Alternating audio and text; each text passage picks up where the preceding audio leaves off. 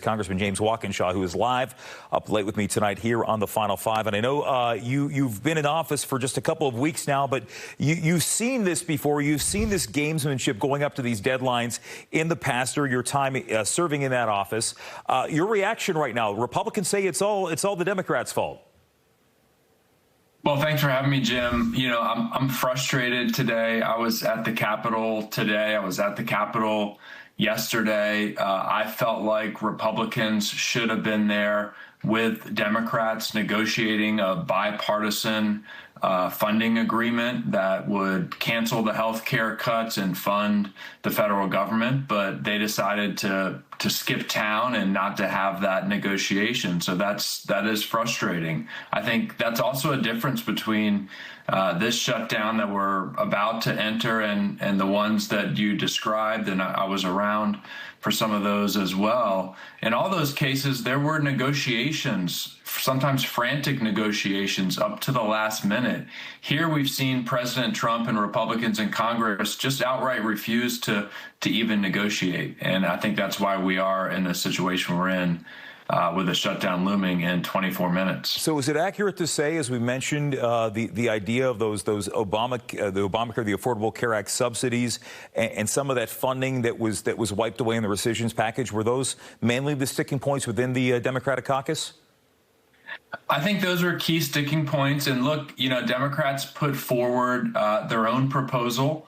The Senate tonight voted on two different budgets, right? They voted on the Republican spending plan that would lock in health care cuts that wouldn't address those skyrocketing Affordable Care Act premiums that are headed to, Virginians and Americans across the country.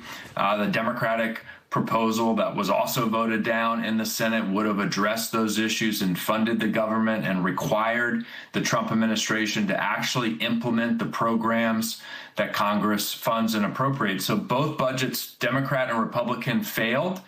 When that happens, the next step should be a negotiation and a compromise between the two sides, but Republicans haven't been willing to do that. All right. So do you have any indication or any expectations how long this shutdown might last? Last time around was 35 days. That was the longest one we've ever seen in history. And by the way, that one also happening when Republicans were in control.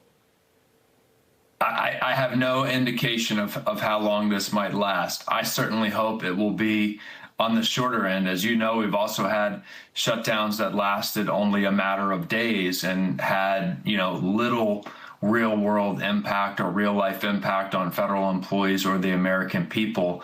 I hope we'll be in that category rather than the 35-day category. But at this point, I just don't know. Do you feel like this time, because there's been all this talk about the federal jobs, you talked about it when you were running for the congressional seat. We just heard the lieutenant governor talk about it from the Republican perspective. But obviously, federal jobs have been in the crosshairs from this administration as part of these government cutbacks, DOGE, whatever you want to call it here. I mean, do you think that that's part of the end game here is to pare down the federal payroll even more?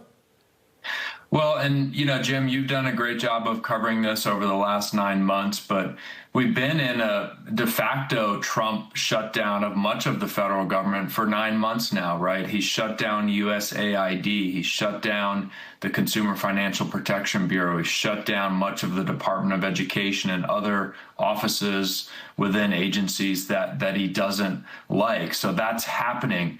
The threat of widespread or more significant layoffs during a shutdown, I think is flat out illegal.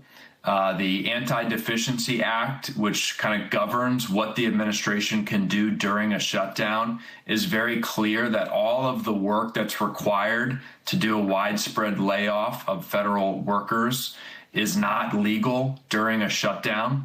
So that if they try to do that, I think they'll end up in court. In fact, a lawsuit's already been filed, I believe, and I think they'll lose that.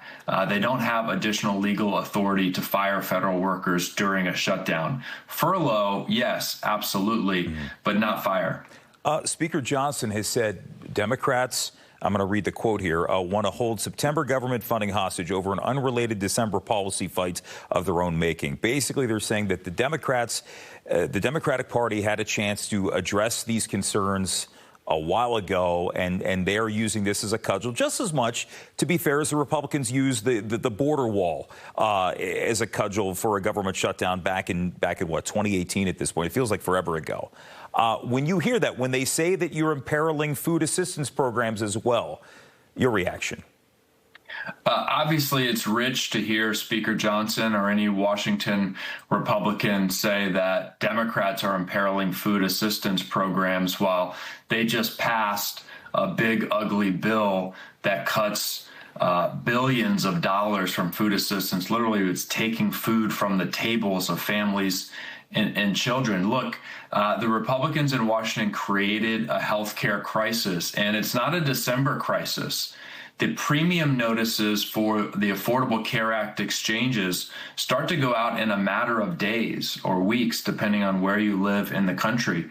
So families are going to see those skyrocketing premiums, thousands of additional dollars each year, and are making those decisions now about whether they'll be able to afford health care for their families. It is an urgent issue. It's a crisis that Speaker Johnson helped to create. It's a sad thing that he wasn't willing to show up to work today to try to solve the crisis that he created. Right. Congressman James Walkinshaw, we appreciate you. 18 minutes away from a shutdown. We'll be talking to you again, I'm sure, in the days and weeks to come. Thank you very much, sir, for joining